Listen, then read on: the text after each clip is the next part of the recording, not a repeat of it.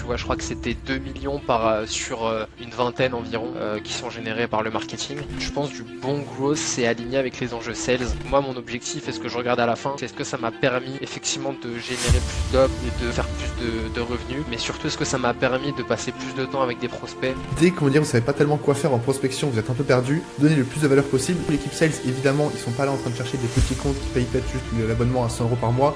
Si tu vas chercher, on va dire, les plus grosses boîtes possibles pour que d'un coup ils te prennent 10 comptes Lemlist à l'année. Sur des boîtes un peu plus petites, mais quand même tu vois, entre de 50 à 500 employés, t'es quand même sur Ok. sur une bonne marge. Quand tu as 15, 20, 100 sales, on est déjà sur des bonnes boîtes. Moi, je préfère limite avoir 30% de moins de meetings, mais que des meetings un peu plus qualifiés. Sur les 15 ou 20 boîtes, il y en avait 4 qui m'avaient dit oui, venez nous voir. En grosse croissance en ce moment sur l'équipe sales, donc je pense qu'on peut nous souhaiter qu'on arrive à tripler, quadrupler, faire 10x sur nos targets. Bonjour à tous, on se retrouve aujourd'hui avec Grégoire de Lemlist. Grégoire, comment tu vas? Yes, salut à tous, salut Valentin, ça va et toi? Yes, très très bien. Écoute, je suis très content de t'accueillir aujourd'hui parce que l'objectif, ça va être de parler du fait d'avoir des rendez-vous qualifiés en cold email. Donc, l'objectif, c'est pas, on va dire, d'impressionner ton boss et d'avoir 50, 60 rendez-vous Calendly qui sont pas qualifiés, je sais pas, avec un taux de closing de 15%. L'objectif, c'est qu'avec Grégoire, voilà, on voit beaucoup de choses autour du cold email. Effectivement, c'est un outil super puissant. On voulait vraiment faire un focus sur comment avoir des rendez-vous très qualifiés, ce qui est parfois pas le cas en prospection, parce que les gens qui font de la prospection, on va dire en masse, etc., on a vite fait de perdre beaucoup de temps avec des rendez-vous pas qualifiés, avec beaucoup de rendez-vous où on court un peu après les personnes, mais les personnes sont pas vraiment, on va dire, qualifiées en rendez-vous. Et du coup, on voulait faire un peu une masterclass sur comment avoir des vrais rendez-vous très qualifiés en prospection. Alors pour ceux qui ne connaissent pas Grégoire, voilà, il bosse chez Lemlist, il est Growth Manager chez Lemlist. Donc je pense en termes de prospection et de sales, tu sais de quoi tu parles, on va dire. Ouais, je suis même plus côté sales que growth, mais effectivement, faire du sales chez Lemly, c'est quand même faire ce que font d'autres dans d'autres boîtes qui s'apprêtent à du growth. Parce qu'on va faire effectivement des campagnes, on va toucher à tout ce qui est enrichissement, même tu vois, je connais peu de sales qui touchent à du clé, et c'est des choses qu'on fait aussi chez nous, donc ouais, c'est un peu à mi-chemin entre les deux. Ouais, c'est ça, oui. Parce que chez Lemlist, du coup, t'es sales parce que du coup, t'es en vente, mais je pense que t'es bien meilleur en growth que beaucoup de gens qui font du growth. Forcément, t'es chez Lemlist, donc tu utilises forcément les outils de Lemlist et même d'autres outils, on va dire, de growth marketing, outreach, etc. Donc ouais, forcément. Ouais. Je pense que je reste quand même très, enfin, meilleur en sales que quelqu'un qui va faire que du growth. Par contre, je pense un truc qui est important, c'est, je pense, du bon growth, c'est aligné avec les enjeux sales. Et du coup, le peu de growth que je vais faire, ça va être vraiment aligné sur les purs enjeux sales que j'ai. Je vois souvent parfois des stratégies growth qui sont un peu décorrélées, tu sais, où sur le papier ça paraît hyper beau en termes de strat, mais en fait c'est un peu décorrélé de la réalité. Donc je dirais c'est comment avoir un côté très terre à terre de sales et quick win et faut être efficace versus un petit peu des skills et parfois un peu de strat que peut faire un growth. Donc c'est pour ça que moi j'aime bien un peu le juste milieu entre les deux, mais je reste quand même plus côté sales. Ok, ouais, totalement. Bah, c'est vrai que d'ailleurs, c'est pour ça que je t'ai invité et c'est pour ça que je pense que c'est la meilleure personne à en parler. Parce que justement, là, l'idée, c'est qu'il y a plein de personnes, on va dire, qui sont très très avancées en growth. On peut mettre une semaine à faire des workflows très très compliqués. On peut être focus en sales. Toi, l'objectif, c'est que tu utilises le growth pour vraiment gagner du temps. Et en général, normalement, ça devrait être uniquement ça. Quand on prospecte, c'est avant tout pour gagner du temps, pour pas le faire à la main. Ton objectif, toi, c'est pas d'être un growth expert, c'est juste d'avoir le plus de deals signés à la fin. Et du coup, c'est pour ça que ce mélange, comme tu dis, tu vois, entre le growth marketing et le sales, je trouve qu'avec toi, c'est ultra pertinent d'en parler. Juste pour avoir un petit chiffre, alors, vous avez closé combien? Alors, j'avais vu un 2 millions en tête chez Lemlist uniquement en sales. C'était ça ou pas? Ouais, alors je me sens plus. Effectivement, je crois que c'était Charles qui a fait un post à ce sujet-là sur un certain timing. En fait, c'était la part de revenus que représente l'équipe sales au sein de l'Emlist, ce qui du coup effectivement peu encore par rapport à ce qui est généré en PLG. Tu vois, je crois que c'était 2 millions sur une vingtaine environ qui sont générés par le marketing. Ok. Du coup, il y a quand même nous un split qui est fait en termes de marché entre ce qui correspond à l'équipe sales et ce qui correspond à l'équipe market. Mais là, effectivement, il y a des gros enjeux de croissance en ce moment sur ce que va prendre en charge l'équipe sales pour générer du revenu. Ok, ouais, totalement. Parce que c'est vrai que pour ceux peut-être qui ne comprennent pas exactement, effectivement, Lemlist, je pense que vous êtes plus à 20 millions, on va dire, de ARR en termes de revenus récurrents. Et du coup, l'équipe sales, évidemment, ils sont pas là en train de chercher des petits comptes qui payent peut-être juste l'abonnement à 100 euros par mois. Si tu vas chercher, on va dire, les plus grosses boîtes possibles pour que d'un coup, ils te prennent 10 comptes Lemlist à l'année. Et du coup, ça fait forcément des très gros deals en très gros récurrents, d'où un département sales. Évidemment, si vous avez un SaaS, on va dire, qui fait du 100 euros par mois, c'est rarement rentable de faire une équipe sales qui fait des rendez-vous pour ça. C'est ça, c'est totalement le but et du coup on est, enfin le développement de la boîte se fait dans plusieurs directions. Il y a une direction où ça doit continuer à correspondre également à des personnes voilà qui vont prendre une à deux licences, qui vont être hyper autonomes, etc. Et du coup nous on est vraiment arrivé pour correspondre à des boîtes du coup plus grosses où il y a plus de sales ou aussi plus de complexité d'intégration. Quand je parle d'intégration, ça peut Hmm. être technique, mais aussi en termes de process en fait. Parce que, je sais pas, demain tu prends l'Emlist et l'utiliser dans plein de boîtes, mais de manière différente, justement en C'est ça. fonction de qu'est-ce que fait l'équipe commerciale, ce que fait l'équipe marketing. Tu vois, ne serait-ce que d'avoir un split entre une équipe BDR et une équipe AE, ça change totalement versus une équipe où tu as que des sales full cycle. Donc nous, on est justement là pour effectivement apporter de l'intelligence sur l'utilisation d'un outil, sachant que moi, je reste quand même assez convaincu que le but, et moi c'est pour ça que j'adore les outils sales, c'est que moi mon objectif et ce que je regarde à la fin, c'est est-ce que ça m'a permis effectivement de générer plus d'op et de faire plus de revenus, mais surtout est-ce que ça m'a permis de passer plus de temps avec des prospects ou avec des clients qui, en fait pour moi c'est vraiment le moment où j'ai le plus d'impact, ça va être en rendez-vous avec mon prospect ou avec mes clients. Du coup, qu'est-ce que je peux faire autour de moi avec des outils pour faire en sorte que je passe le maximum de temps en meeting avec des personnes intéressantes. Ok, ouais, super pertinent. Parce que, ouais, effectivement, parfois, les personnes, on va dire, se perdent un peu là-dedans. Ton objectif, c'est vraiment d'être le plus possible en meeting, que ce soit en sales ou alors en consulting. Je pense qu'en fait, dans ton rôle, c'est plus, je vends le software, mais en plus, je fais du consulting pour te conseiller à comment bien utiliser l'Emlist. Et du coup, l'idée, c'est, je passe peut-être une demi-heure par jour maximum sur l'Emlist ou alors quelques heures par semaine et tout roule, on va dire, en automatique. Et l'objectif, c'est vraiment qu'on parle de ça. Parce qu'on va dire, peu de personnes arrivent bien, on va dire, à faire le gap entre tout ça. Et je précise aussi, c'est un bon exemple, le fait que tu parles que forcément, tu as un département sales et tu fais de la prospection pour tes plus grands comptes. Parce que parfois, les gens, on va dire, ils prennent simplement tous les clients qu'ils ont, ils essaient on va dire, de faire de la prospection avec toutes les personnes. Le truc un peu magique qui a uniquement possible, alors dis-moi si je me trompe, mais qui est uniquement possible avec la prospection, c'est que vous pouvez aller cibler uniquement vos meilleurs clients. Vous n'êtes pas obligé d'aller cibler tous vos clients. Vous pouvez voir, on va dire, les clients qui vous rapportent le plus d'argent, les clients qui sont le plus contents avec vous. Et du coup, eux, vous allez mettre beaucoup plus d'énergie parce qu'ils vont vous rapporter beaucoup, beaucoup plus. C'est ce que fait l'Emlist en l'occurrence. Je suppose que. Alors, tu me diras après ce que tu définis comme personne et comme rendez-vous qualifié d'après toi. Je suppose que tu es très grand compte. Mais voilà, c'est ça l'objectif, c'est d'aller chercher, on va dire, vos meilleurs clients avec la prospection, parce que sans ça, c'est peut-être un peu plus compliqué, on va dire, de les avoir. Ouais, après, tu vois, nous, on fait pas forcément de la vente, de la vraie vente grand compte. On n'en fait pas vraiment. Ok. Tu vois, pour nous, on est plutôt sur du bon mid-market, on va dire, sur le Ok. marché où on doit le plus travailler. Tout simplement parce que et tu vois, c'est une bonne question à se poser, je pense, sur des personnes qui doivent définir un peu leur marché. C'est, il y a certes ce que ça peut te rapporter derrière en termes de revenus, mais aussi peut-être le temps et les investissements que ça va te demander pour y aller. Et je pense qu'il y a un gros gap entre le mid-market et l'enterprise, ne serait-ce que, tu vois, sur des barrières à l'entrée, contractuelles, légales. IT également, on va te demander beaucoup plus de choses, beaucoup plus de certifications, et du coup, parfois, tu peux passer. Enfin, c'est pas des choses que tu as scopées dès le début. Tu vas peut-être passer 3 mois à travailler sur un deal pour te faire bâcher par l'IT à la fin. Donc nous, tu vois, sur des boîtes un peu plus petites, mais quand même tu vois, entre du 50 à 500 employés, tu es quand même Ok. sur une bonne marge. Et encore, je dirais, nous, le 50-250, c'est très très bien, tu vois. Quand tu as Ok. 15, 20, 100 sales, on est déjà sur des bonnes boîtes, hein. Euh, donc on n'est pas sur de la vente enterprise avec des cycles de vente qui durent 2 ans. Tu vois, nous, un cycle de vente, ça va durer à peu près aller entre 1 et 3 mois sur des projets assez chauds, entre 3 et 6 mois sur des plus gros projets ou un peu plus en amont de phase. Ok. Très clair. Et juste, du coup, avant qu'on commence vraiment, on va dire, à parler des rendez-vous qualifiés, d'après toi, c'est quoi un bon rendez-vous qualifié, surtout pour les listes dans ton cas actuellement, à partir de quand, on va dire, tu définis que la personne est assez qualifiée, que la boîte est assez grosse, ou que la personne, on va dire, est assez, on va dire, aware pour prendre rendez-vous avec toi?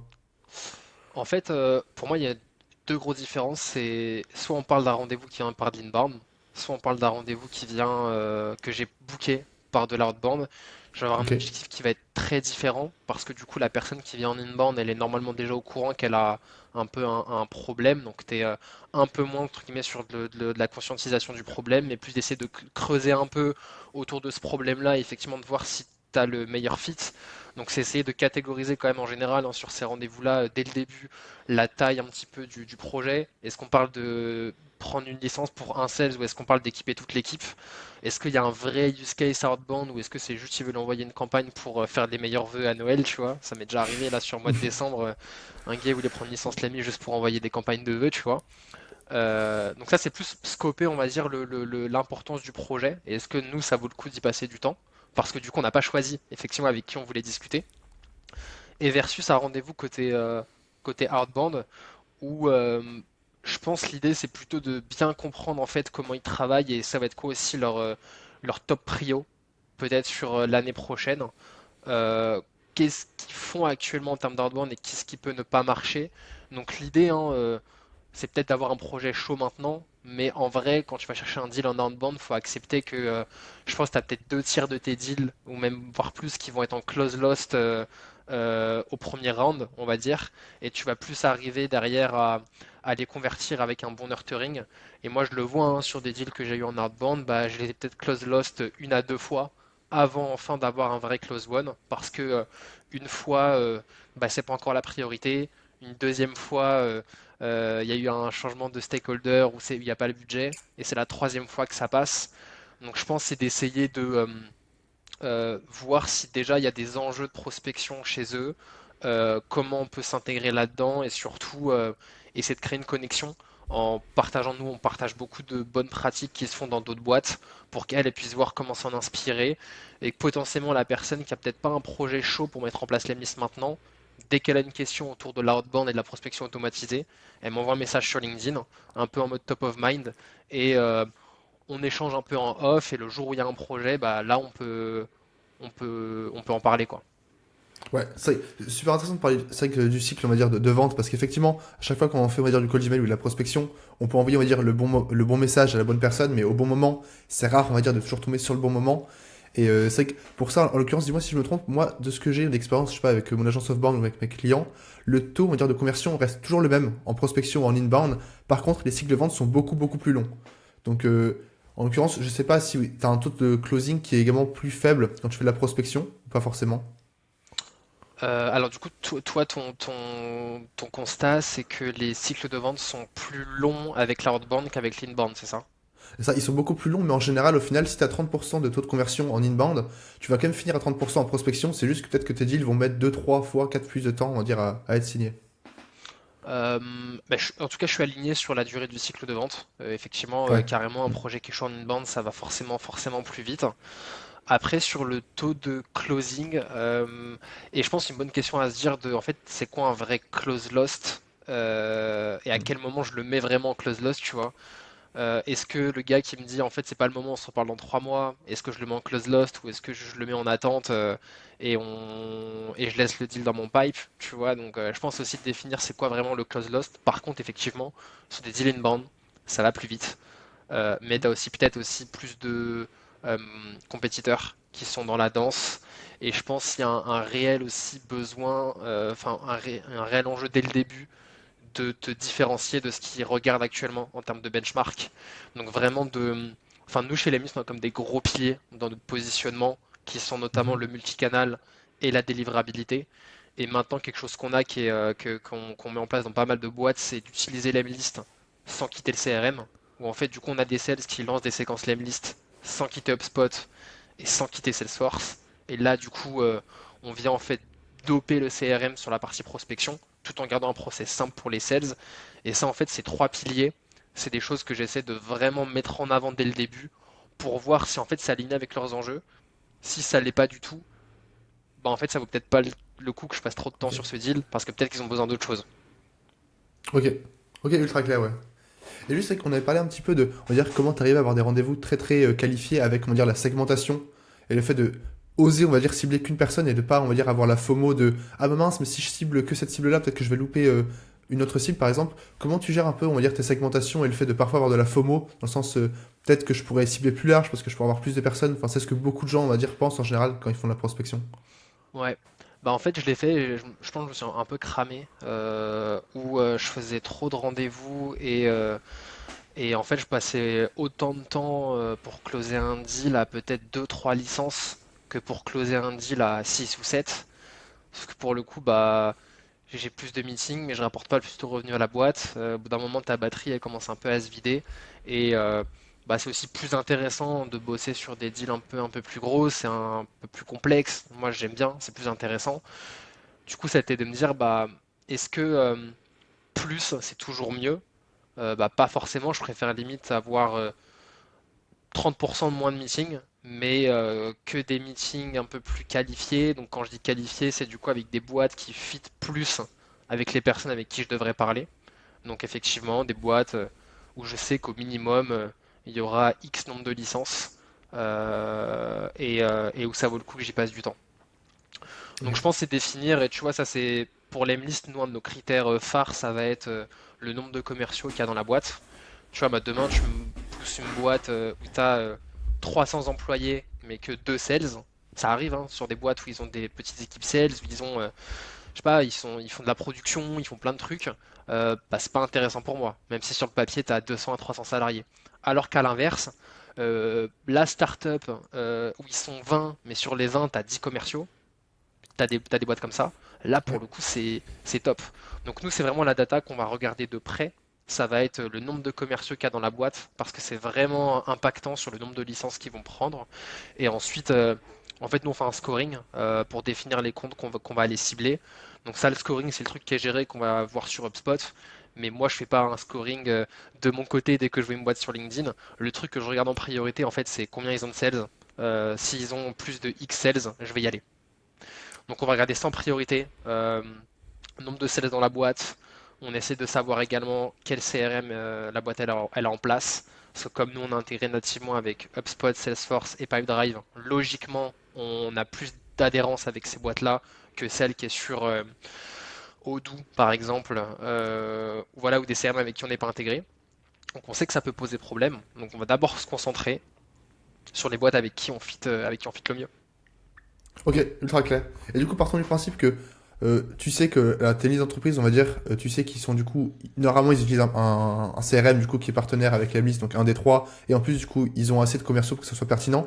Comment, alors dans les grandes lignes, évidemment, on va un peu creuser tout ça, mais comment tu construis tes campagnes, comment tu segmentes, on va dire, en petites prospects, comment tu arrives à trouver la bonne approche pour qu'ils soient intéressés? Parce que même si je Ouais. suppose que du coup, la brand awareness de l'Emlist marche beaucoup parce que quand même les gens finissent on dire par comprendre, ça reste comme de la prospection pure et je suppose que toutes ces personnes-là se font également harceler. Donc comment tu arrives, on dire, à passer un peu entre toutes ces personnes? Ouais, bah en fait, il y a des secteurs d'activité où je pense que c'est intéressant de prospecter par vertical, vertical marché. Nous, c'est pas quelque chose que forcément on fait parce que on s'est rendu compte qu'au final, quelqu'un qui, je sais pas, prospecte des e-commerçants par exemple, ou à l'inverse, prospecte des DRH entre guillemets, nous, ce qui va vraiment Hmm. être impactant, ça va être en fait la structure commerciale et marketing de la boîte. Et c'est ça en fait les vrais enjeux qu'il y a. Parce qu'en fait, on fluidifie un process de prospection. Donc la boîte, je sais pas, tu prends deux boîtes qui prospectent les DRH, celle Ok. qui a un ops et celle qui a pas d'ops, par exemple, les process vont être complètement différents. Il va y avoir des pains bah, complètement différents également. Alors qu'en fait, les deux proposent peut-être un SaaS pour des DRH. Du coup, moi, je vais Ok. jouer en général sur un peu des similitudes peut-être dans mon copywriting. Moi, ce que j'aime bien quand même, c'est que je prends un compte, je vais essayer de cibler entre 2 et 5 personnes de la boîte, pas forcément au même moment, parfois au même moment, ça arrive. Et du coup, je vais aller sur les différents départements qui m'intéressent, sales, ops, RevOps, growth, marketing, et, euh, et voilà, c'est à peu près tout. Les founders, les CEO, pas forcément. Parce que là, c'est plutôt des sujets qui sont portés par les équipes sales ou marketing. Mhm. Mais tu vois, je vais aller sur ces trois quatre départements, voir les différents stakeholders que je peux contacter. Donc, en fonction des boîtes, tu peux avoir plusieurs niveaux. Moi, j'aime bien parler de trois niveaux. Tu as le niveau end user, par exemple, dans une équipe sales, ça va être le BDR. Tu as le niveau influenceur, ou par exemple, ça va être le BDR manager. Et tu as le niveau decision maker, ça va être par exemple le head of sales, tu vois. Et en fait, chacun a un petit peu ses enjeux. Le end user, ça va être comment l'Emlist va pouvoir l'aider au quotidien ou comment il va pouvoir utiliser l'Emlist pour atteindre ses objectifs. Ça, c'est le end user. Le influenceur, c'est comment l'Emlist va aider mon équipe à être performante. On est déjà sur un autre prisme. Et le decision maker, ça va être plus comment l'Emlist va m'aider à éviter tel risque ou au contraire à double down sur une grosse opportunité. Donc souvent en général, tu vois, sur bah voilà, sur du gros C-level par exemple, on sait qu'il y a des secteurs d'activité où ils sont très inbound led, un petit peu comme nous, il y a eu Mm. beaucoup de marketing. Mais du coup, si tu as 90% de ton business qui repose sur l'inbound, dès que tu as un jour un creux, je sais pas, sur de l'ADS, SEO, en fonction de d'où proviennent tes opportunités, bah tu as un creux et t'as pas d'autres opportunités, en tout cas d'autres canaux qui viennent à côté.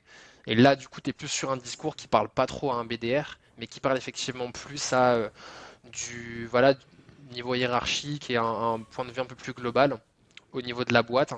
Et en fait, ce travail de segmentation, dans ma tête, je le fais pour chaque département. Ou du coup, là, Ok. je te l'ai fait pour les sales. Mais si on parle côté market, tu vas avoir le growth manager, le head of growth, par exemple. Pareil, c'est des enjeux qui sont différents pour chacun. Et je pense que c'est déjà avoir aussi une bonne connaissance de quelle valeur apporte ta plateforme ou ton produit à chaque persona qui va être en contact avec ta plateforme. Donc, quelle est ma valeur pour les sales? Quelle est ma valeur pour les ops? Quelle est ma valeur pour les growth? Une fois que j'ai une bonne connaissance de ça, moi, j'ai un document où je l'ai mis sur papier. Ok. Concrètement, quels sont les pains en général que j'ai avec ces personnes-là? En tout cas, quels sont leurs pains? Sur quel KPI elles doivent se commit? Quels sont leurs rôles dans la boîte? Quels sont leurs gros enjeux? Et comment moi je peux aider? Ce qui fait que du coup, moi je peux organiser mon copywriting autour de ça. Typiquement, un ops, je vais parler de euh, avoir un process plus simple pour les sales en les faisant travailler depuis le CRM et de lancer des séquences lemlist sans quitter HubSpot. En fait, la plus grosse peur d'un ops, c'est de justement tout péter dans le process de ses sales en leur mettant trop d'outils. Donc il y a d'un côté les sales qui demandent de plus en plus d'outils pour combler des besoins de data, d'automatisation, mais d'un autre côté, le sales manager qui veut garder un process hyper simple et opérationnel pour ses commerciaux. Là, du coup, on est en plein dedans. Comment on va pouvoir allier performance technique et process hyper simple pour les sales en gardant tout dans le CRM. Donc ça, c'est un exemple, tu vois, avec les ops. Et parfois, tu joues un peu avec des similitudes. Moi, quelque chose que j'aime bien faire notamment pour montrer que j'ai un peu fait mes devoirs aussi, et ça, on peut le faire sur les listes en personnalisant les messages avec de l'IA. C'est que Mhm. je vais dire par exemple, bah, d'ailleurs, on bosse avec d'autres boîtes qui ciblent les DRH, qui ciblent, qui prospectent les CMO avec l'Emlist. Donc d'un côté, je te montre que je comprends bien tes problématiques en tant que Ops, par exemple, en quoi je peux les résoudre. Et en même temps, je te dis que je bosse avec des boîtes comme toi et encore mieux, parce que la finalité d'utiliser l'Emlist pour vous, c'est de booker des meetings avec des DRH. Donc je vais t'expliquer comment il y a d'autres boîtes qui arrivent à booker des meetings avec des DRH. Et en fait, c'est plutôt ça qu'on va regarder souvent lorsque nous, on fait parfois des lookalikes. C'est pas uniquement est-ce qu'il y a un de vos concurrents directs qui utilise l'Emlist, mais en fait, quelles sont les boîtes qui vont également prospecter des DRH parce que c'est également vos concurrents. Et en fait, en prospection, tu as tes compétiteurs directs, mais tu as également la compétitivité de l'attention des prospects. Donc au final, tes compétiteurs dans l'inbox, dans le cold call ou dans la messagerie LinkedIn, c'est toutes les personnes qui vont prospecter les mêmes cibles que toi. Ouais, ouais, super intéressant. C'est vrai que pour le coup, les lookalikes, enfin, en général, ça marche quand même très très bien à n'importe quel niveau. Donc, effectivement, tu as raison de préciser qu'en général, les lookalikes, c'est pas juste des concurrents et tu vas juste aller citer, on va dire, bêtement, entre guillemets, le concurrent. Ça peut toujours marcher forcément. Mais à chaque fois, dire, bon bah, voici ce que toutes ces personnes, au final, elles ont eu le même résultat que vous, qui sont par exemple avoir des rendez-vous avec telle cible. C'est qu'en l'occurrence, ça marche très très bien. Et je précise, c'est quand même impressionnant le niveau, on va dire, de précision que vous avez, avec lequel vous avez réussi à définir toutes vos cibles, vos sous-cibles, etc. Alors je me doute que c'est pas forcément peut-être le cas de maturité de beaucoup de boîtes, parce que forcément vous, je pense que vous avez eu le temps de définir à chaque fois, ok, au sein du département marketing, il y a telle personne qui a telle pain, etc. Mais ça montre, on va dire, à quel point c'est quand même super important de faire ça avant de faire du copywriting, parce qu'en général, si le copywriting c'est compliqué pour vous, c'est que justement vous n'êtes pas posé ces questions-là. Parce qu'en soi, bon, je me doute que parfois tu te casses un peu la tête, on va dire, en copywriting, mais quand tu as fait ce travail-là qui est énorme, mais qui est super important de définir, ok, telle personne, tel niveau de décision, il a tel problème, il regarde tel KPI, etc. En fait, après, le copywriting est quand même très très simple parce que tu regardes son pain, tu dis que tu as une solution, tu pousses pour lui montrer la solution. En fait, ce travail-là, certes, il est pertinent pour du copywriting, mais en fait, pour moi, ça va être le cœur de tout ce que le sales va faire au quotidien. Comment tu vas orienter ta discovery? Bah, si tu connais les pains, les enjeux un petit peu de ce persona-là, tu vas forcément orienter un peu ta disco pour aller creuser sur ces sujets-là. Comment tu peux voilà, faire une bonne disco si t'as pas une bonne connaissance des enjeux des personnes? Comment tu peux effectivement bien prospecter si ça tu le sais pas? Donc pour moi en fait une fois que ce travail il est fait, ça peut servir également en fait à toutes les équipes. Nous c'est un petit peu un socle dont on va se servir bah, pour l'équipe produit qu'elle améliore la plateforme, pour l'équipe marketing, pour les différents messaging et tout ce qu'elle fait de son côté, que nous l'équipe sales dans la prospection que pour gérer nos deals. Ouais, totalement. Et ça, du coup, ça montre bien qu'à chaque fois, en fait, tout est basé, on va dire, sur une réponse à un problème. Enfin, en fait, tout le monde parle de, ouais, un business, ça doit être répondre à un problème. En fait, les gens, quand même, l'oublient parce qu'au final, ils trouvent, on va dire, leur gros problème, ils le prennent et après, ils prospectent tout le monde avec ça. Et je pense que du coup, c'est grâce à ça que tu as des rendez-vous très très qualifiés parce que tu réponds à chaque fois à un problème qui est ultra précis pour une cible. Donc forcément, après, je suppose qu'en rendez-vous, t'as pas à faire le pitch classique de, bon, ça, c'est ça les listes, voici tout ce qu'on peut faire. C'est bon, bah, si t'es en rendez-vous, c'est que t'as ce problème-là, vu que du coup, tu m'as répondu. Je te montre comment régler ce problème-là. En fait, pour la personne, régler ce problème-là, tu vois, en l'occurrence, par exemple, peut-être tout casser pour un OPS qui a peur que ses sales utilisent plein d'outils, bah, c'est suffisant pour directement passer à l'action et être, en l'occurrence, ultra qualifié.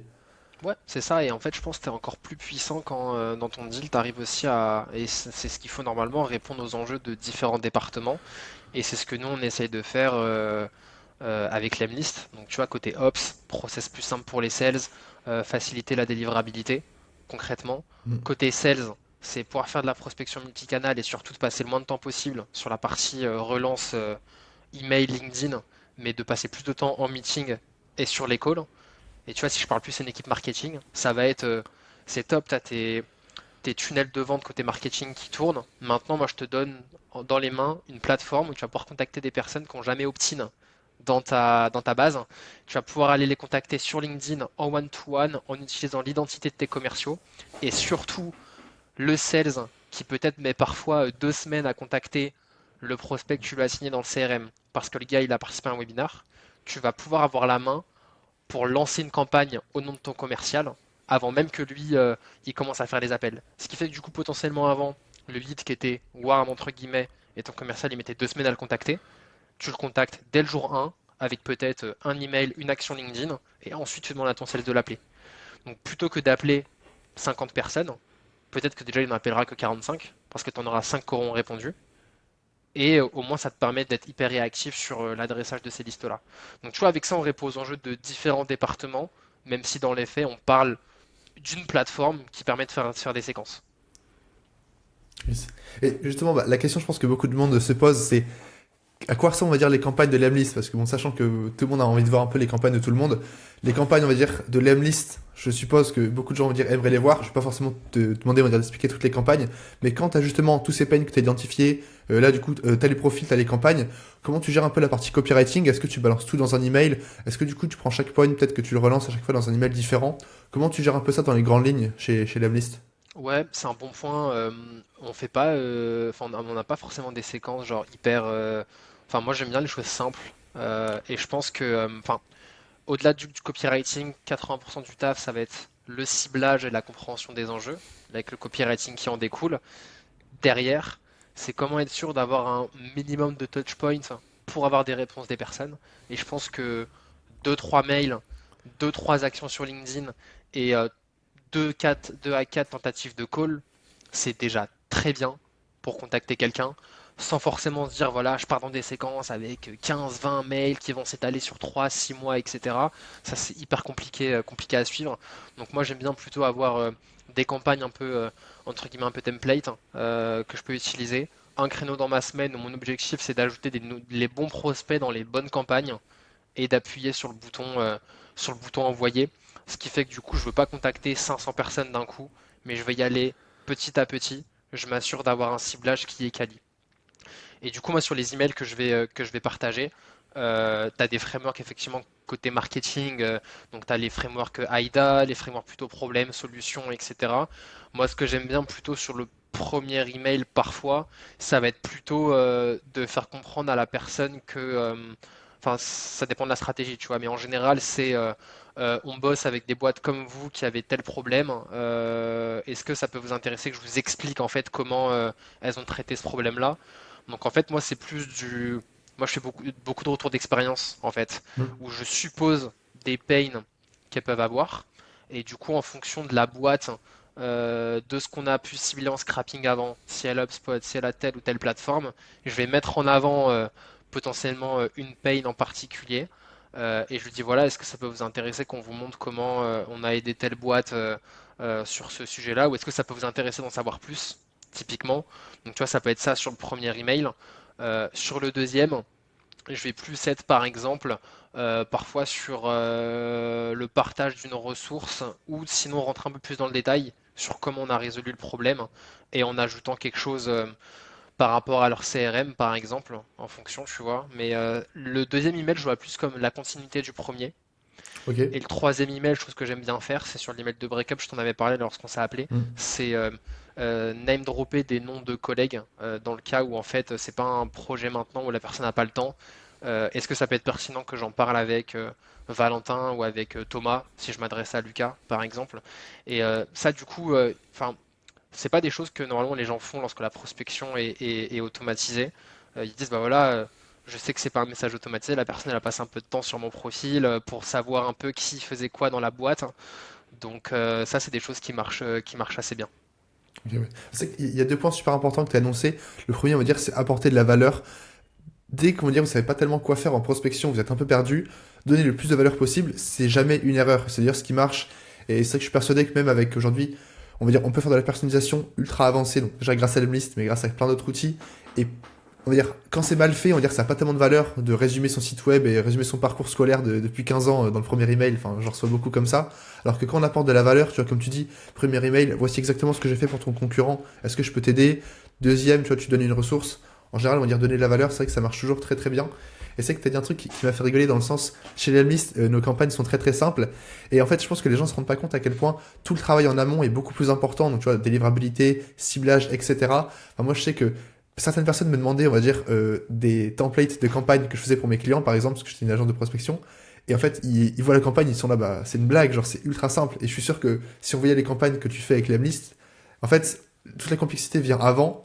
Mais dans le copywriting, justement, c'est extrêmement simple. Il n'y a rien, on va dire, d'impressionnant, entre guillemets, quoi. Ouais, et puis je fais exprès de. En fait, euh, faut pas faire des trucs parfaits. Ton message qui est parfait, en fait, il sonne faux. Et, Mm. euh, j'ai eu le cas il y a pas longtemps où il y a un de mes clients qui m'a montré ses campagnes. Son email, ça ressemblait à une poésie un peu. Vraiment, hein, À il y ce avait des point-là? rimes, il y avait la façon dont c'était structuré, etc. Et, euh, et en fait, c'est pas humain, c'est pas naturel. Et c'est comment tu vas rendre un message le plus naturel possible. Donc ça passe aussi bien dans la façon de l'écrire et pas non plus faire des tournures de phrases un peu trop théorique ou trop, tu vois, du français en fait qu'on n'utilise pas dans la vie de tous les jours. Et je pense qu'il y a quand même un juste milieu entre aller droit au but et être cordial et en même temps faire passer un message. Donc c'est aussi bien, comme tu disais tout à l'heure, le fait de se dire on va pas tout balancer dans le premier email, mais on va en garder un peu sous la semelle pour les relances, parce qu'il faut pas tout balancer d'un coup. Mais ouais, effectivement, une grosse partie du taf, en fait, c'est est-ce que tu comprends à qui est-ce que tu parles en termes de persona et d'enjeu, et surtout aussi d'accepter que si la personne n'est pas ouverte à en discuter, alors si elle a pas vu ton email ou ton message, c'est autre chose. Mais si elle a vu ton message et qu'elle n'est pas OK pour échanger avec toi, bah, c'est pas grave, il y en a d'autres qui te répondront et en fait tu échangeras avec des personnes qui sont OK. Moi c'est pour ça que j'aime bien le côté un peu est-ce que tu veux que je te partage comment cette boîte a fait ça ou est-ce que ça peut t'intéresser que je te montre comment enfin en gros voilà telle problématique nanana Mhm. moi je peux t'aider, est-ce que ça peut t'intéresser que je te montre comment ou même le côté un peu voilà on bosse avec d'autres boîtes qui prospectent les DRH, ils ont eu ça et ça comme problème, est-ce que ça peut t'intéresser que je te partage leur méthode? Directement en fait les personnes elles sont quand même plus dans un état d'esprit d'échanger. Et en fait, c'est ça que tu veux, c'est échanger avec des personnes qui ont peut-être des projets, mais aussi qui sont open à discuter avec toi. Et c'est la discussion qui va ensuite peut-être déclencher un projet, et ainsi de suite. Donc moi, l'objectif, en fait, c'est en fait de déclencher des discussions.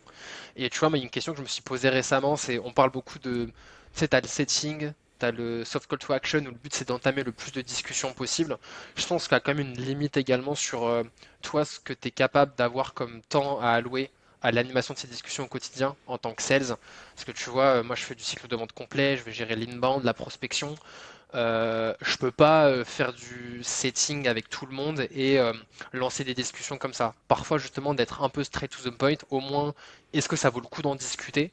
La personne, elle comprend qu'au moins on va potentiellement aller sur un meeting. J'aurai peut-être un peu moins de reply que lorsque je pose une question juste pour que la personne elle me réponde. Mais dans le fond, moi, ce que je veux, c'est créer des discussions et pas juste booster mon taux de reply. Tu vois? Ouais. Parce que je sais que j'ai pas le temps de gérer trop de réponses non plus sur du chat, etc. Donc c'est comment je vais essayer d'aller au plus vite sur un meeting. Parce que comme je te le disais, c'est sur le meeting où je pense que le sales est le plus impactant et va créer du lien. Et bien évidemment, tu peux adapter ça en fonction des personas. Typiquement, lorsque je parle avec des growths qui sont quand même très early adopters, potentiellement ils connaissent les listes ou ils ont utilisé des plateformes concurrentes, on peut se permettre déjà d'être peut-être un peu plus en asynchrone sur la manière d'échanger et peut-être qu'eux ils vont me demander que je leur envoie une vidéo avant de passer sur un meeting, par Mm. exemple, tu vois. Alors qu'avec d'autres personas, on va plutôt aller sur le meeting directement parce qu'il y en a besoin. Yes, totalement. C'est vrai que ça a quand même pas mal changé récemment et c'est peut-être, on va dire, un peu la faute, on va dire, à LinkedIn, entre guillemets, où les personnes disaient, voici ma campagne, j'ai eu je sais pas, 45% de taux de réponse positive, parce que leur campagne, c'est, hello, est-ce que je peux t'en dire plus? Est-ce que je peux t'envoyer un autre mail? Et ça, forcément, peut-être que ça fait très beau sur les stats, etc. Mais en soi, ça fait perdre vraiment, vraiment beaucoup de temps. Il y a eu une mode en mode, tout le monde disait, oui, il faut faire des super soft CTA. Donc, soft CTA, c'est des appels à l'action le moins engageant possible, pour que du coup, la personne réponde en s'engageant le moins possible. Et en fait, il faut pas avoir l'idée que bah, ça va prendre du temps de répondre, de nurturer la personne, de faire du setting, et en plus d'avoir un rendez-vous avec elle si elle n'est pas qualifiée. Et du coup, moi, c'est vrai que moi, bah, récemment, j'ai d'ailleurs fait un peu le chemin inverse, que ce soit pour moi ou pour mes clients, où maintenant, en fait, je pousse presque direct vers un rendez-vous. Donc certes, bon, à voir, on va dire, en fonction de à quel point tu veux des leads qualifiés ou pas. Certes, peut-être que j'ai deux fois moins de réponses, mais par contre, toutes les personnes qui répondent à mes mails, en général, ils me donnent leur calendrier directement. Et ça faut quand même l'avoir en tête. Donc peut-être que c'est moins impressionnant en termes de taux de réponse, mais si du coup toutes les personnes qui te répondent veulent un rendez-vous, bah tu gagnes forcément beaucoup de temps pour aller après être pertinent en meeting ou alors faire d'autres campagnes par exemple. Donc ouais, Ouais, super intéressant d'en parler. ouais, c'est clair. Après, je reste fan du soft call to action où ça demande quand même, voilà, d'être. En fait, c'est quelque chose de. Pour moi, le soft call to action, c'est que la réponse soit peu engageante. Donc, est-ce que ça vaut le coup d'en parler? Oui, non, par exemple. Ok. Ça, pour moi, ça reste quand même du soft call to action. Mais même, tu vois, c'est de se dire. Tu vois, moi, j'ai une campagne qui tourne sur les personnes qui viennent de m'ajouter sur LinkedIn ou de me follow, par exemple. Je vais pas leur proposer un meeting direct. Il y a plus un message où là, ça ressemble effectivement un peu plus à du setting dans l'approche parce que la personne fait déjà un pas vers toi, par exemple. Donc je vais pas lui dire, ouais, voilà, j'ai vu que tu m'as follow, est-ce que tu veux un meeting? Non, ça va être plus, bah voilà, j'ai vu que tu m'avais follow, tu recherches peut-être un peu d'inspiration, tu vois, ou j'imagine que tu voulais un peu d'inspiration sur du contenu autour de la hotband. Qu'est-ce qui t'intéresse en ce moment? J'ai peut-être une ressource à te partager à ce sujet-là. Donc là, tu es un peu plus sur du setting dans l'approche parce que la personne a quand même déjà fait un pas vers toi. Alors qu'inverse, la personne qui ne te connaît pas du tout, je vais essayer de plus d'avoir une approche entre guillemets blanc ou noir. Est-ce que ça vaut le coup d'en discuter? Oui, non. Ou est-ce que Ok. ça vaut le coup d'en discuter avec quelqu'un d'autre? C'est plus ce que je vais essayer de faire, ouais. Ok. Et justement, tu as parlé un peu on va dire, du partage de ressources. Je suppose que chez Luis, vous avez beaucoup, beaucoup de contenu que vous partagez et que tu utilises, on va dire, pour nurturer. Comment tu gères un peu ça? Est-ce que tu envoies, on va dire, le même contenu à tout le monde? Un contenu personnalisé en fonction de chacune des personnes? Ouais, c'est un bon point. Moi, je me suis créé mes propres contenus, en fait, au fur et à mesure. Ok. En fait, je me suis rendu compte que je répétais souvent la même chose sur des meetings. Donc, que ce soit pendant le meeting ou en récap, etc. Donc, je me disais, bah, peut-être la meilleure manière aussi de me marketer auprès de mes prospects, c'est de créer mon propre contenu. Donc, plutôt que d'envoyer le e-book qu'on a ou une vidéo d'un de mes collègues US, Tal, qui explique la délivrabilité, bah, j'ai pris 10 minutes, j'ai tourné une vidéo de 5-7 minutes où j'explique les pieds de la délivrabilité, les limites d'envoi, pourquoi avoir un nom de domaine dédié à la prospection, un petit peu dans la même logique que le contenu que tu fais de ton côté. Mhm. Du coup, bah, ça, je sais que c'est le type de contenu que je vais potentiellement proposer à une équipe growth ou marketing. Et c'est une vidéo que je peux aussi bien utiliser pour engager une discussion ou lorsque je parle avec eux, que pour du nurturing également sur des deals que j'ai ouverts. Je veux dire, bah voilà, Tu sais, moi, parfois, entre des meetings, il peut se passer peut-être 3 semaines ou un mois en fonction des deals, ça arrive, tu vois. Et ben, entre-temps, je vais revenir avec une ressource. Bah voilà, cette doc-là que je te partage. Donc, je fais exprès de pas tout partager non plus parfois des premiers meetings pour avoir des choses à envoyer et à donner un peu à manger en cours de route. Donc, ça, c'est un use case côté marketing. Côté sales, ça va être sur d'autres enjeux. Et en général, les sales. C'est assez simple quand je leur dis qu'en fait on travaille avec d'autres boîtes qui ciblent les DRH et qui arrivent à booker des meetings par mail et LinkedIn. En général, ils sont assez curieux que je leur montre comment. Et du coup, en général, on fait un meeting où concrètement je crée un peu une séquence avec eux et je leur dis bah voilà concrètement le type de strat que je ferais ou que d'autres boîtes font et choses que je vois du coup sur des meetings tous les jours. Je trouve ça super important parce que tu utilises vraiment la FOMO, on va dire, pour que les personnes justement répondent à tes messages et en fait se disent bah j'ai quelque chose à perdre à pas répondre parce que du coup c'est bah tu montres on va dire ce que font leurs concurrents donc forcément t'as envie de voir et t'as peur on va dire que la personne ne repose pas après de le faire quoi.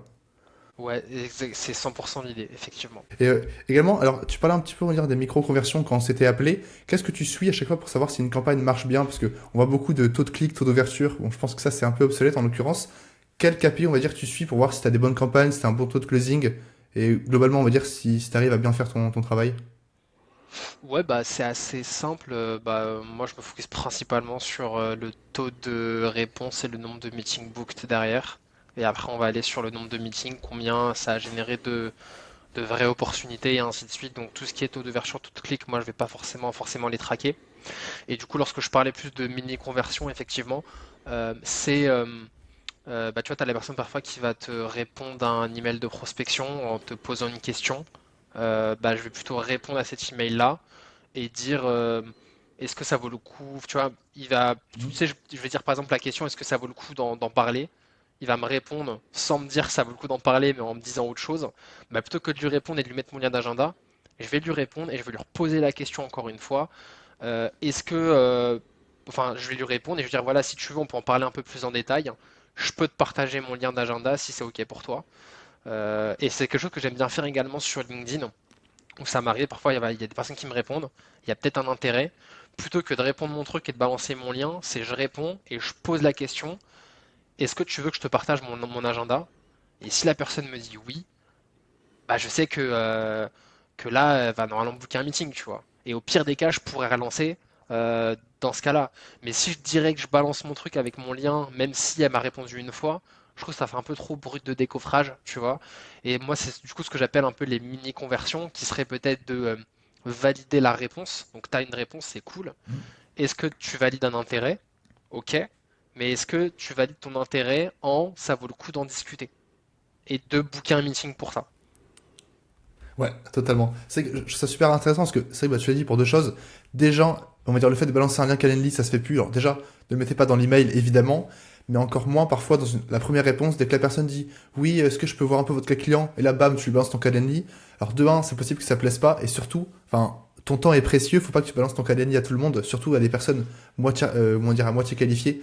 Surtout sur LinkedIn, par exemple, je pense que ça va très très vite de mettre ton Calendly partout sur LinkedIn et au final tu te retrouves avec une journée qui est bookée, plein de rendez-vous mais pas qualifiés. Donc ouais, cet effort entre guillemets de settings, de j'envoie mon lien Calendly, enfin ça se mérite en fait un lien Calendly. Et du coup je vais valider que la personne veuille vraiment prendre rendez-vous avec moi pour ensuite lui donner mon lien Calendly par exemple. Ouais, Lemcall. et puis D'ailleurs, non mais c'est même je sur, dis ça c'est même mais... surtout qu'est-ce que tu vas retirer de balancer ton lien direct, alors que si tu lui poses la question, voilà, est-ce que ça vaut le coup qu'on en discute prochainement? Soit il te dit oui et c'est top, soit il te dit non et peut-être qu'il va justifier son non par une info particulière. Donc moi là, tu vois, j'ai eu le cas, hein, là, on est le 20 décembre, c'est la période de Noël. Ils m'ont dit bah écoute, non, pas maintenant. Par contre, ok pour s'en reparler début janvier. J'ai dit ok, je t'enverrai un message à ce moment-là. Donc, tu vois, je pourrais même faire encore l'erreur de dire je leur envoie mon lien agenda maintenant pour booker sur janvier. Il y en a où je le fais parce que je sais qu'ils vont le faire, mais d'autres où je suis en mode ok, pas de souci, passe de bonnes fêtes. Et là, je me suis mis des tâches de mon côté sur HubSpot hein, pour leur renvoyer un message en janvier avec mon lien d'agenda.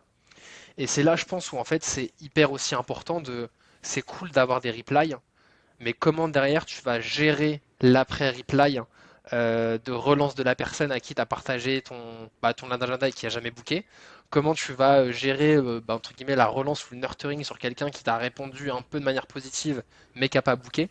Et je pense que la gestion de la reply est aussi importante que de la produire avec ta séquence. Et en fait, c'est pas parce que tu as des replies que le travail il est fini. Au contraire, je pense que c'est limite là où en fait il y a tout qui se joue, tu vois. Ouais, totalement. C'est vrai qu'en général, les gens s'arrêtent à la reply et après, soit la personne demande un rendez-vous et du coup je l'envoie, soit alors elle est pas trop intéressée, donc soit je la relance une fois et j'ai oublié de la relancer, etc. Mais c'est vrai que, normalement, enfin, ça c'est vraiment, on va dire, la base en général quand on fait de la prospection, mais on engage une discussion. Donc en fait, quand la personne répond, le travail commence presque, parce que c'est justement là où tu dois faire ton travail de sales, de setter pour avoir un rendez-vous. Mais il faut surtout pas dire que voilà, c'est bon, j'ai mes réponses, je prends mes rendez-vous et j'attends là. Non, justement, lance tes campagnes et dès que tu as des réponses, ok, là le travail commence et tu vas faire ton travail, on va dire, pour aller avoir le plus de rendez-vous possible. Ok. Exactement, et tu vois, c'est pour ça que je crois beaucoup quand tu as une équipe grosse, par exemple, qui va faire tourner des campagnes, c'est quand même que sur la plupart des segments, ce soit au sales de gérer les replies. Et en fait, il a déjà des réponses à gérer, ce qui est énorme. Il n'a pas potentiellement à construire ses listes, il n'a pas à créer les campagnes. En fait, le gars, il gère des réponses. C'est trop bien. Ça veut dire que derrière, si c'est des réponses positives, bah tant mieux, il gère le meeting. Si c'est pas le cas, il traite la réponse, il essaie de la retourner, il met un follow-up, et en fait, il a également la connaissance terrain pour faire le lien avec des deals qu'il a, des prospects qu'il a pu rencontrer, pour essayer de lever peut-être les dernières barrières avant d'aller sur un meeting, ou même de passer un peu plus de temps sur le profil LinkedIn de la personne, sur sa boîte, pour voilà, essayer de trouver un petit truc qui va faire que la personne elle voudra monter sur un meeting avec toi. Je connais pas un growth qui aurait le temps de le faire s'il gérait les campagnes de 10 sales, de gérer les réponses de manière quali. Donc je pense que c'est pour ça, quand les sales ils sont amenés à gérer les replies, c'est bien, parce que derrière, c'est eux qui sont responsables de comment je convertis une reply en un rendez-vous à l'instant T, mais également peut-être avec du nurturing dans 2-3 semaines, 2-3 mois, en fonction des prospects. Ouais, totalement, ouais. Et du coup, est-ce que avant qu'on se quitte, parce que du coup je vais bientôt te libérer, parce qu'il est bientôt 18h comme tu m'avais dit, est-ce que tu as quand même une petite stratégie qui a bien marché pour les list récemment en termes de prospection, des petits tips, enfin un petit truc là récemment, je sais pas, sur le Q4 qui a marché fort pour vous? Moi, une stratégie qui marche super bien, c'est d'aller sur les salons, mais c'est du coup de prospecter avec la list avant d'aller sur le salon. Et ça rejoint le discours de micro-conversion, où en fait, ma campagne, elle est structurée. Là, tu vois, tu as eu les salons solutions, HRTech, etc. Mhm. Je vais construire ma liste des boîtes qui ont un stand sur le salon. Sur les 200 exposants, il y en a peut-être 30 qui correspondent à mon top ICP, nombre de sales minimum, qui n'est pas déjà cliente, ce genre de trucs. Donc là, je fais un peu mon travail de mapping. Sur les 30 boîtes, je vais aller chercher 2 à 5 stakeholders. Ok, Et mon objectif de ma campagne, c'est d'avoir un accord de venir voir une de ces personnes-là sur son stand. ok, Et c'est là aussi une micro-conversion. Du coup, moi je fais ma campagne, le storytelling de la campagne, c'est bah voilà, j'ai vu que vous avez un stand, nanana, on a aidé, en général, lorsque je bosse avec des équipes marketing, il y a ça, on a aidé sur ça, écoute, je suis sur le salon, est-ce que ça peut vous intéresser que je passe vous voir quelques minutes? Et je dis bien en fait, dans tous les cas, je serai sur le salon. Et j'ai des taux de reply qui sont hallucinants avec ça. Et moi, du coup, moi, ce que je vais monitorer, c'est même pas du coup mon taux de reply par prospect, mais mon taux de reply ou même de rendez-vous par compte. Parce qu'effectivement, si je hmm. contacte entre 2 et 5 personnes par boîte, T'es le certain taux de presque, reply ouais. par personne, je m'en fiche. Moi, ce que je veux, c'est savoir combien de boîtes je vais vraiment rencontrer le jour J. Et en fait, ce qui est sympa avec ça, c'est que, tu vois, j'avais des campagnes où je contactais, je sais pas, peut-être 15-20 boîtes. Sur les 15 ou 20 boîtes, il y en avait 4 qui m'avaient dit oui, venez nous voir. Trop bien.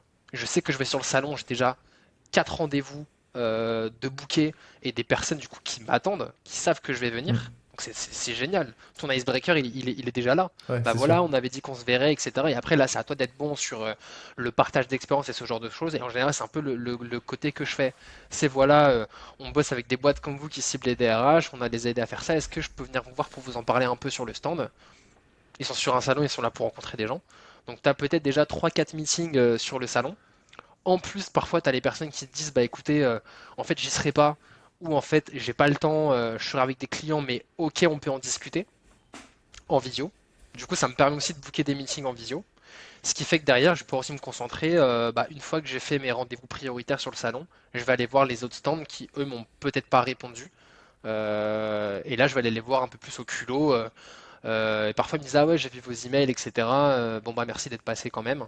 Donc, en fait, c'est allier ce côté aussi euh, digital et présentiel, où en fait, ma micro-conversion, c'est d'avoir l'accord d'aller les voir sur leur stand pour ensuite booker un vrai meeting. Ok. C'est beau. Et ça a super bien marché. Et notamment mon email de break-up de cette séquence-là, ça a été Hello Valentin. Et tu vois, mon email il s'envoie, je crois, une fois que le salon a commencé. Ok. Ok. Celui-là ou le message LinkedIn. Bonjour Valentin, du coup, est-ce que vous serez sur le salon aujourd'hui? Si vous y êtes pas, est-ce que je peux peut-être en discuter avec collègue 1 ou collègue 2? Et, euh, et en général, ils me répondent à ça. Et j'ai beaucoup de replies en fait sur cet email-là où je cite les collègues, ce qui marche hyper bien. Ou sinon, ils me disent bah oui, allez le voir, je l'ai prévenu, il vous attend. C'est parfait, tu vois. Ouais, trop bien. Mais du coup, il y a quand même une logique de pourquoi je te contacte maintenant, pourquoi tu devrais me répondre maintenant. Ce qui est important quand même dans le ciblage, bah, tu vois, on en a parlé, on parle beaucoup de d'intent data et Mm. de signal.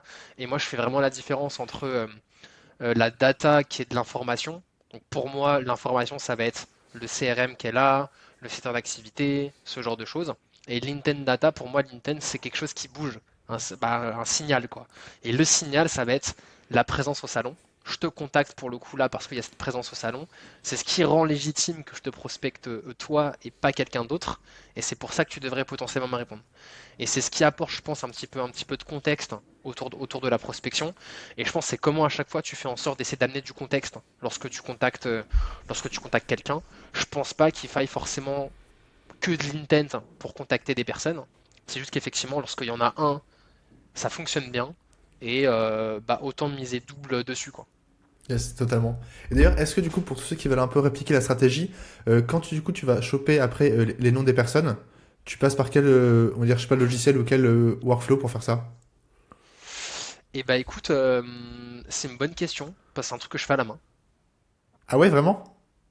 Ouais, c'est un truc que je fais à la main. Bah, en fait, tu vois, je me dis, en fait, ça va me prendre. En fait, est-ce que ça me prendrait pas plus de temps de essayer de construire un truc automatisé avec du clay et potentiellement d'avoir un risque d'erreur Hmm. que en fait le faire pour 20 boîtes? Je le fais en 1 heure et demie. Je map chaque boîte avec les stakeholders. Et après, en fait, sur les listes, hein, tu vois, j'ai tout le monde qui est dans la même campagne. Ouais. C'est simple, hein.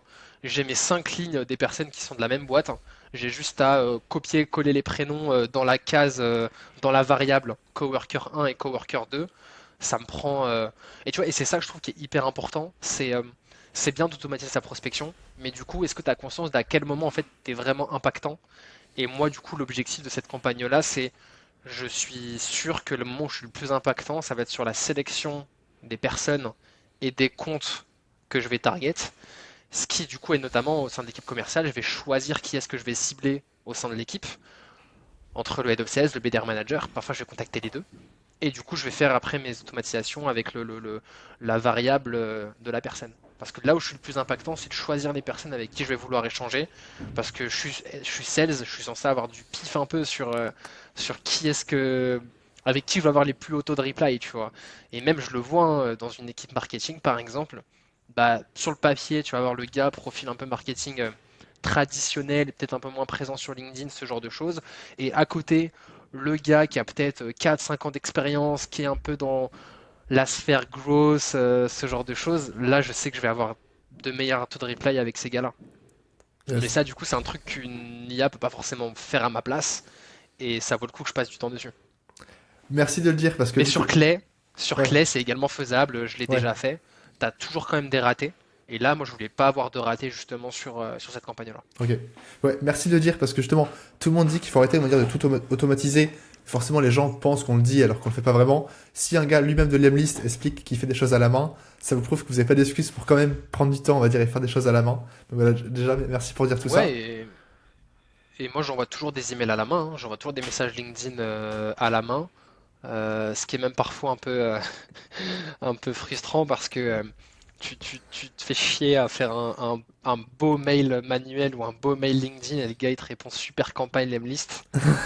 Donc tu vois, tu te dis ouais mais en fait c'était un message manuel. Donc ouais, après je pense parce que les gens ils connaissent le produit mais les gens sont tellement aussi habitués maintenant à avoir Ouais. des messages automatisés. Non moi je continue à faire des mails manuels mais du coup c'est sur quel type de prospect je vais passer du temps à faire des actions manuelles versus quel type de prospect ça vaut moins le coup et ça doit être automatisé. Ouais. Oui, ouais, bien sûr, c'est vrai que quand tu dis tout ça, effectivement, tu fais ça pour les grands comptes, tu vas pas faire ça pour n'importe quelle personne qui crée un compte Lemlist. Enfin, je pense que les gens avaient compris, mais je précise également, automatiser, c'est fait pour gagner du temps, du coup, gagner du temps et pas forcément chercher tout le monde. Bah, écoute, en tout cas, Ouais. franchement, merci beaucoup pour être aussi honnête, pour partager, on va dire, tout ce que tu fais au sein de Lemlist et même ce que tu as fait récemment avec tes campagnes. Je pense que c'était super intéressant. Qu'est-ce qu'on peut te souhaiter, du coup, pour là, début 2025, pour, je sais pas, le département sales de Lemlist? Euh, Bah écoute, qu'est-ce qu'on peut souhaiter? On est en grosse croissance en ce moment sur l'équipe sales, donc je pense qu'on peut nous souhaiter qu'on arrive à tripler, quadrupler, faire 10x sur nos targets tout en restant, Ok, je pense, aussi agile sur la méthode de travail qu'on a. Et quelque chose qui est très important pour nous, c'est l'alignement sales et marketing. Et on va miser encore plus dessus sur l'année prochaine. Donc bah voilà, écoute, qu'on signe plein de meetings et surtout que nos clients aient leur pipe rempli, parce que du coup ça veut dire que derrière la plateforme elle a fait son taf et qu'on les a bien conseillés sur le choix de la plateforme. Donc si on book des meetings et que nos clients bookent des meetings, la tout le vie est monde est belle. content. Nice. Bah, écoute, en tout cas, merci beaucoup pour le temps partagé. Je prends pas plus de temps et puis on se retrouvera peut-être du coup dans un an si tu veux nous montrer comment tu as mis on va dire en commun tout ce qui est marque commerciale et marketing. Ça pourrait être un très bon deuxième épisode. Merci pour ça. Et puis du coup, je mets de toute façon ton lien et le lien de l'Emlist en description. Mais bon, je pense que les gens connaissent un peu si vous suivez déjà cette chaîne. Puis écoute, merci beaucoup Grégoire encore. Yeah, je t'en prie Valentin, ciao. Salut, ciao, ciao.